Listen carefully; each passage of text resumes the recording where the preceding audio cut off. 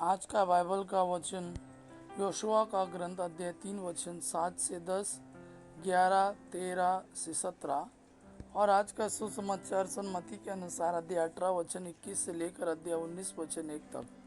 Yoshua का ग्रंथ अध्याय 3 वचन 7 से 10, 11 और 13 से 17। प्रभु ने योशुआ से यह कहा, मैं आज से इस बात का ध्यान रखूंगा कि सभी इजरायली तुम्हारा महत्व समझे और यह जान जाए कि जिस तरह मैं मूसा के साथ रहा उसी तरह तुम्हारे साथ भी रहूंगा।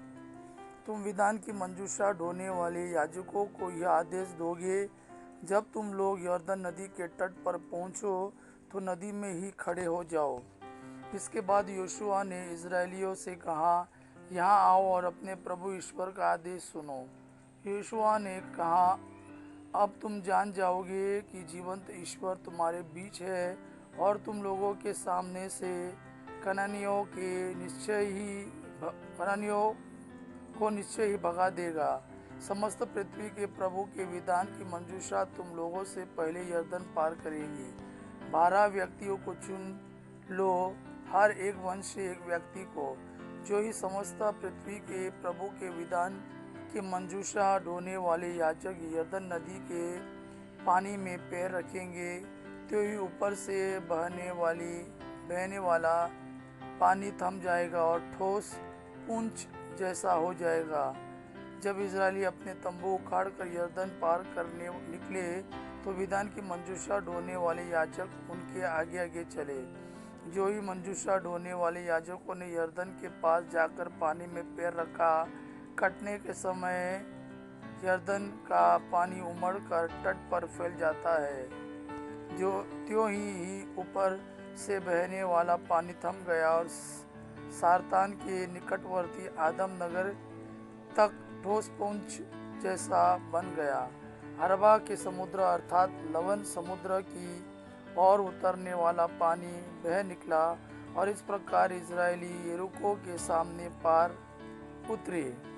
जब इजरायली सूखे पांव उस पार जा रहे थे तो प्रभु के विधान की मंजूषा ढोने वाले याजक यर्दन के बीच के सूखे तल पर तब तक खड़े रहे जब तक सभी लोग यर्दन के उस पार नहीं पहुंचे। आज का सुसमाचार सन्मति के अनुसार अध्याय 18 वचन 21 से लेकर अध्याय 19 वचन 1 तक। तब पेतरुस ने पास आकर ईसा से कहा, प्रभु, यदि मेरा भाई मेरे विरुद्ध अपराध करता है तो मैं कितनी बार उसे क्षमा करूं? 7 बार? ईसा ने उत्तर दिया, मैं तुमसे नहीं कहता 7 बार तक, बल्कि 70 गुना 7 बार तक। यही कारण है कि स्वर्ग का राज्य उस राजा के सदृश है जो अपने सेवकों से लेखा लेना चाहता था। जब वह लेखा लेने लगा तो उसका लाखों रुपए का एक कर्जदार उसके सामने पेश किया गया। अदा करने के लिए उसके पास कुछ भी नहीं था। इसलिए स्वामी ने आदेश दिया कि उसे, उसकी पत्नी, उसके बच्चों और उसकी सारी जायदाद को बेच दिया जाए और ऋण अदा कर लिया जाए।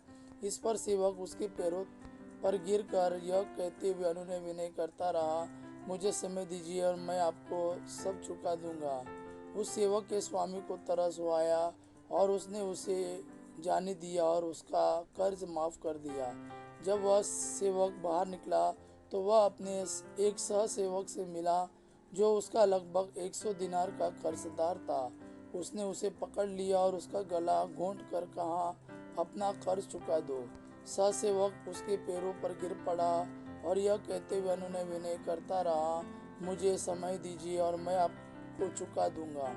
परंतु उसने नहीं माना और जाकर उसे तब तक के लिए बंदीगृह में डलवा दिया जब तक वह अपना कर्ज न चुका दे। यह सब देखकर उसके दूसरे सहसेवक बहुत दुखी हो गए और उन्होंने स्वामी के पास जाकर सारी बातें बता दी।